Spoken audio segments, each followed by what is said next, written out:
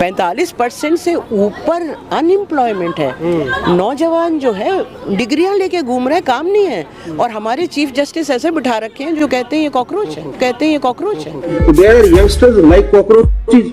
They don't get any employment. They don't have any place in person. Some of them become media. Some of them become still media. Some of them become RTIs. Some of them become another, and they start attacking everyone. मतलब शर्म से डूब मरना चाहिए, शर्म से डूब मरना चाहिए। ये हाल हो गया हमारे देश का, जहाँ एक चीफ जस्टिस जो है वो नौजवानों को जो पढ़ लिख के इतनी मेहनत करके माँ बाप का पैसा लगा के डिग्रियां हासिल करके आए, जॉब ढूंढ रहे हैं। जब जॉब नहीं मिलेगी तो क्या करेंगे? बोलेंगे ना, आवाज़ उठाएंगे। उनको कॉकरोच कहना, उनके ऊपर जो स्कूल 1 लाख के करीब बंद किए गए हैं, आप आज से 10 साल बाद देखिएगा, आपको गांव में लड़कियों का लिटरेसी रेट इतना गिर जाएगा कि वो संभालना मुश्किल हो जाएगा। जो गांव के स्कूल बंद करके आप मॉडल स्कूल डिस्ट्रिक्ट लेवल पे खोल रहे हैं, कौन माँ बाप अपनी 5 साल 6 साल 7 साल की बच्ची को 3 किलोमीटर 4 किलोमीटर दूर स्कूल में भेजेगा? तो ये पॉलिसी लेवल है। मतलब हम जो देख रहे हैं, जिस तरह की हम हिंसा देख रहे हैं, आप अगर कभी नोट करें तो इस देश में जब लिंचिंग्स होती हैं तो पूरे देश में लिंचिंग होती है, जब रेप होता है तो पूरे देश में रेप हो रहा होता है, एक के बाद एक के बाद एक। ये संघ परिवार का पुराना तरीका है, हर चीज़ सोच समझ के सुनियोजित ढंग से होती है। जिस तरह से औरतों को बेवकूफ़ बनाया इलेक्शन से पहले 2023 में बिल पास करके, और उस बिल के साथ आपने 2 कंडीशंस लगा दी कि जब तक डिलिमिटेशन नहीं होगा और सेंसस नहीं होगा तब तक ये बिल इम्प्लीमेंट नहीं होगा। अभी बंगाल इलेक्शन से पहले जो और 4 राज्यों में इलेक्शन हुए, उससे पहले भी पूरा नाटक किया गया।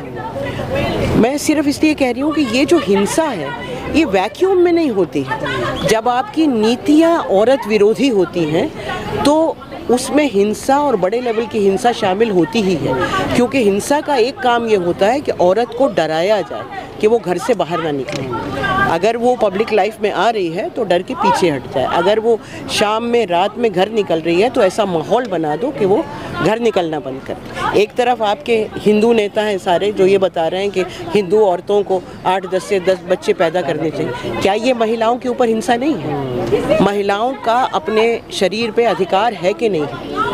ये औरत एक डिसाइड करेगी उसको कोई बच्चा करना है, नहीं करना है, 1 करना है, 2 करना है, या ये गुंडे हिंदुत्व राज के करेंगे कि तुम 10 बच्चे पैदा करो, क्योंकि उनकी जो नफरत की राजनीति है उसमें वो फिट होता है। तो कोई एक चीज़ नहीं है, ये हिंसा जो है लगातार बहुत सिस्टमैटिक तरीके से बढ़ाई जा रही है और अभी ये बढ़ेगी अगर ये सरकार से नहीं हटे, जिसकी उम्मीद अब कम होती जा रही है, क्योंकि इलेक्शन कमीशन ही इनकी अब जेब में है, पूरी इलेक्शन की प्रक्रिया ही इनकी जेब में। मैम, ये तो देश की आधी आबादी है ना महिला, फिर कैसे देश विकास करेगा अगर उन महिलाओं को पीछे कर दिया जाए? विकास कहाँ कर रहा है देश? भाई हम पिछले 10-12 साल में 25 साल पीछे चले गए। 45% से ऊपर अनएम्प्लॉयमेंट है। नौजवान जो है डिग्रियां लेके घूम रहे हैं, काम नहीं है। और हमारे चीफ जस्टिस ऐसे बिठा रखे हैं जो कहते हैं ये कॉकरोच है। मतलब शर्म से डूब मरना चाहिए।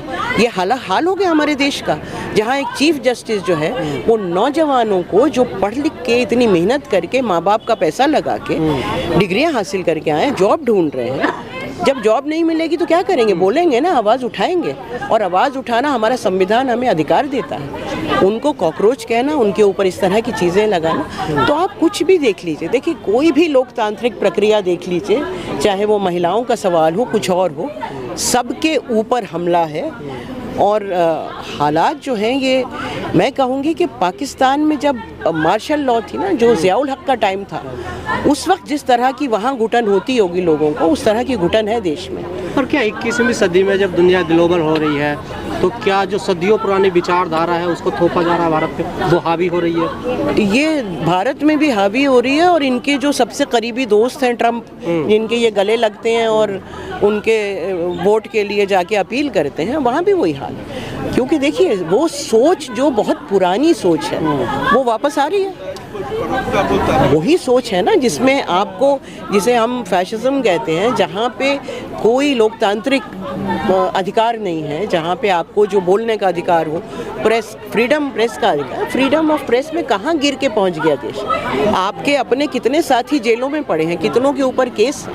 आपके अपने कितने चैनल्स पे केस होंगे। उसके लिए नए कानून ला रहे हैं कि जो थोड़ा बहुत सोशल मीडिया में आता है वो भी बंद हो जाए। तो क्या इस विचार से निकल सकता है भारत, या कोई ऐसा ऑप्शन है? नहीं, देखिए, विचारों से तो बहुत अंधकार के बाद रोशनी तो ज़रूर होती है। अगर हिटलर ख़त्म हो गया जिसने लाखों ज्यूस का कत्ल किया, तो ऐसा तो है नहीं, अमर होके तो आए नहीं। कितने ही कह लें मैं नॉन बायोलॉजिकल हूँ, नॉन बायोलॉजिकल अपने को समझते होंगे, लेकिन नॉन बायोलॉजिकल होने का मतलब ये नहीं है कि अमर है। तो एक दिन तो इनको भी जाना है और अमित शाह को भी जाना है। लेकिन जितनी बर्बादी लगा दी है इन्होंने देश की, ये अगर सत्ता से हट भी जाएं तो उसको वापस लाने में शायद 2 दशक लग जाएंगे। और अभी सत्ता से हटाना मुश्किल इसलिए हो गया कि इन्होंने इलेक्शन रिग करना शुरू कर दिया। और आज से नहीं, मैंने तो सबसे पहले 2012 में गुजरात में कहा था, बहुत ज़ोर से कहा था कि मोदी वहाँ जीतने ही नहीं वाला था अगर ईवीएम मशीनों का सहारा नहीं लिया होता। तो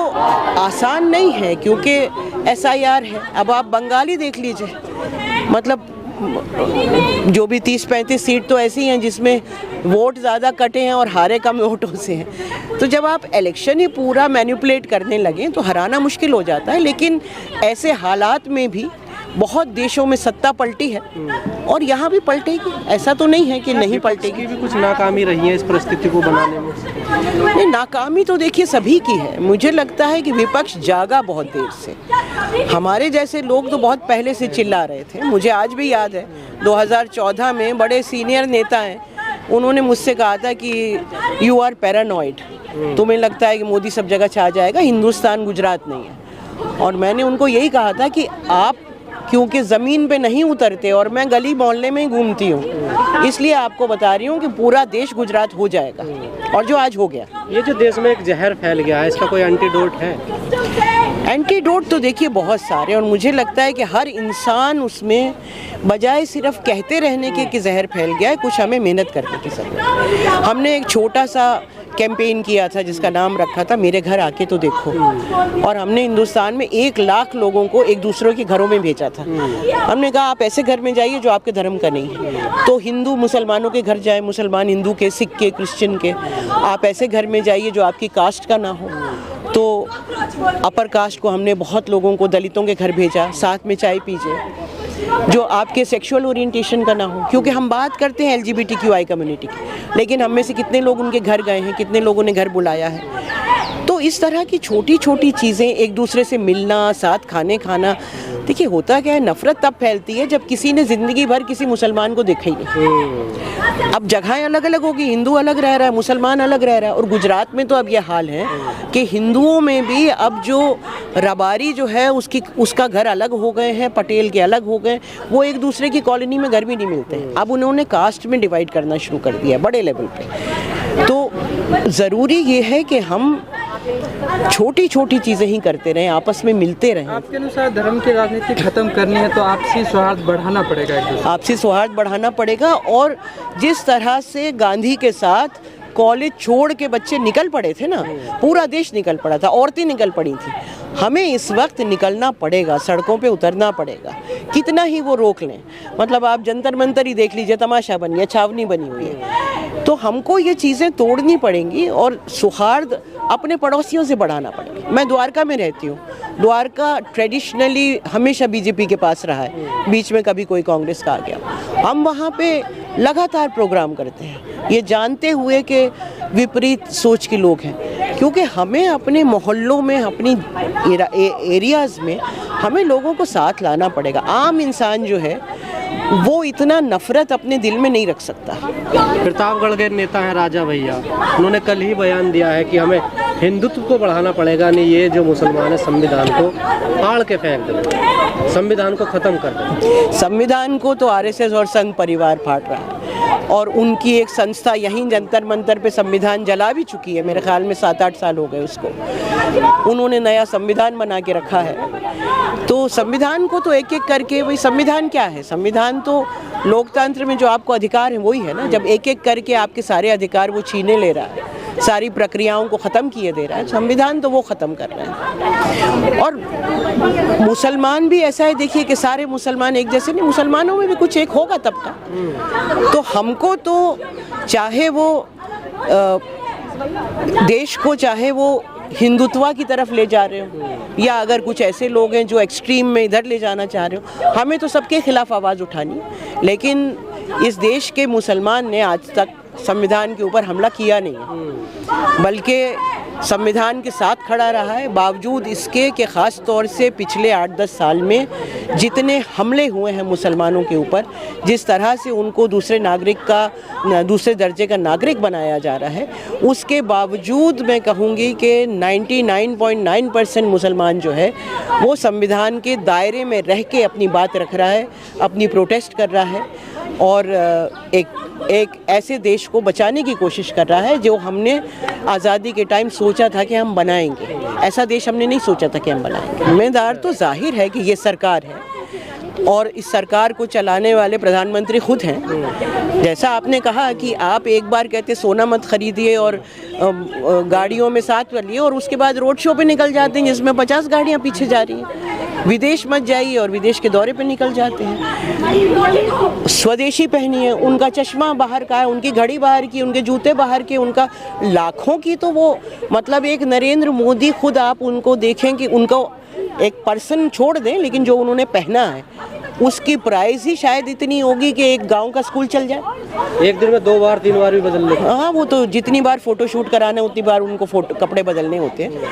तो अच्छा ये लगता है कि अगर कोई महात्मा गांधी जैसा कोई व्यक्ति कहे कि भाई स्वदेशी अपनाओ, जो 1-2-3 लुंगी में सारी ज़िंदगी बिताती, तो समझ में भी आता।